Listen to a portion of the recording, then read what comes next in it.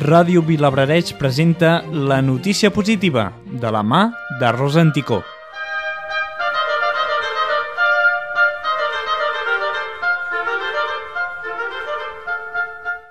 La multinacional HP inaugura un centre per desenvolupar aplicacions informàtiques al Parc Científic de Girona. La multinacional Hewlett-Packard ha inaugurat un centre per desenvolupar aplicacions informàtiques al Parc Científic i Tecnològic de Girona. De moment, les instal·lacions s'han iniciat amb 30 persones, però la previsió és que durant els propers 2 anys generin més de 300 nous llocs de treball al sector. En una primera fase, el centre desenvoluparà aplicacions per a la Generalitat, però també servirà com a trampolí a la UDG per trobar nous talents en el terreny universitari.